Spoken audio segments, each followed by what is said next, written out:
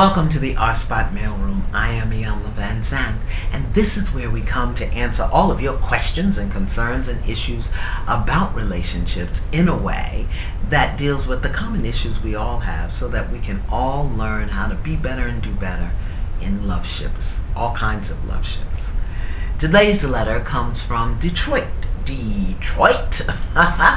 from a woman who is struggling to get the love that she needs and wants. Here's a letter. My beloved Miss Iyanla, I love that. I need your help. I've been in a relationship with a handsome, kind, generous, loving man for 3 years. We've talked about marriage, family, and spending the rest of our lives together, and it really feels like it will happen. He has 2 children from a previous marriage who I get along with, and his ex-wife and I are on great terms. Well, okay, let me read on. In fact, she admitted to me that their divorce was her choice because she foolishly chased after a younger man. She calls him a great guy and a good man. Now, here's the problem. I do everything I can to make this man happy, yet he never seems to make an effort to do what I like. I tell him I love him. I cook his favorite food. I buy him little gifts. I'm always there when he needs me, and in return, I get very little. If I ask him, he will say he loves me, but he never initiates it. I have told him what I like to do, and he encourages me to do it with my girlfriends. Rarely does he want to go to the theater or eat out. He likes my cooking, and he will cook, but he wants to stay home. I have raised this with him several times, and he said he just doesn't feel it like I feel it or see it like I see it. I love this man, and our relationship is solid, stable, and good. But for me, there is just something missing. I do not want to commit myself to a man who is not giving me what I need and want in a relationship. However, I feel guilty and selfish for asking for more from such a kind and loving person. Any thoughts you can share with me, I would truly appreciate. Woo! He's kind, he's handsome, he's generous. Oh, beloved, I first want to thank you for your letter. I hope you understand what an honor it is for me to be trusted with your heart and with your concerns, not just you, everyone. Now, with that said, I want to start from the bottom and we'll work our way up. The bottom line is this. You don't get to tell people how to love you.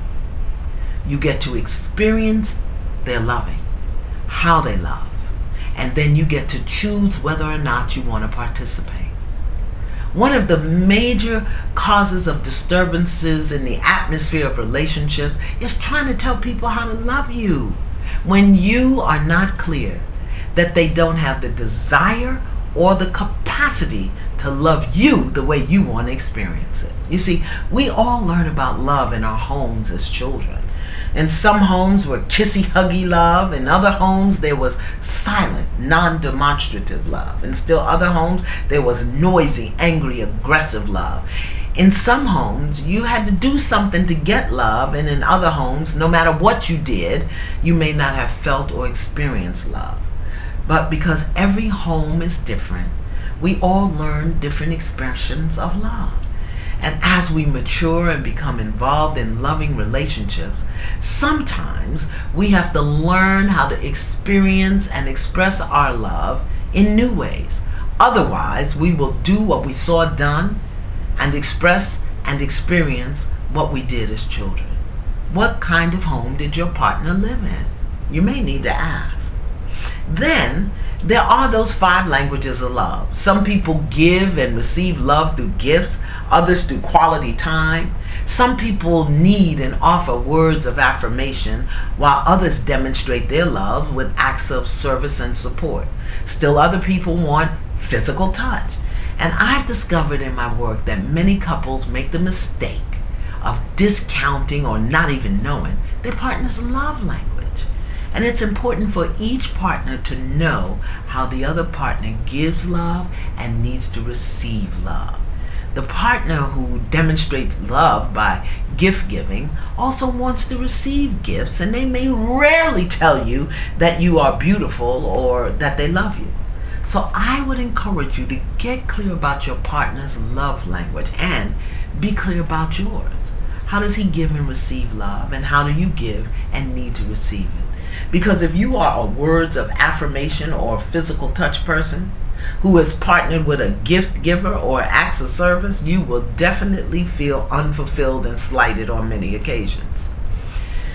Now, I'm going to go out on a limb here, and please know I am willing to be wrong. Call it my woman's intuition or life according to Iyanla. In any case, what I see, sense, and feel is that either you know he's not all in, or you're just looking for a reason to get out. Again, I'm willing to be wrong here. But for 3 years, everything's fine. He says he loves you, you love him. Now all of a sudden you're questioning whether you should stay. Something is afoot. There's an underbelly here that your question is just scratching. So let me ask you the question. Is he the one? Is he the one?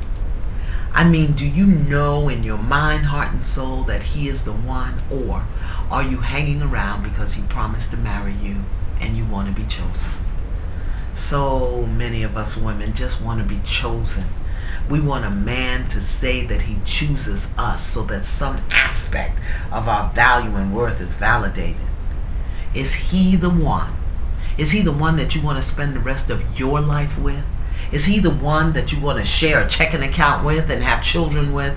Is this the man, just as he is today, doing everything he does the way he does it today? Is this the man you want to see the first thing in the morning, every morning, for the rest of your life?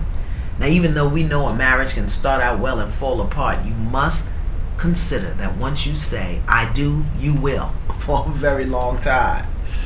I'm asking you because I sense you have an inkling that he's not the one, and you're looking for a plausible, reasonable explanation to leave this fine, kind, generous, loving man.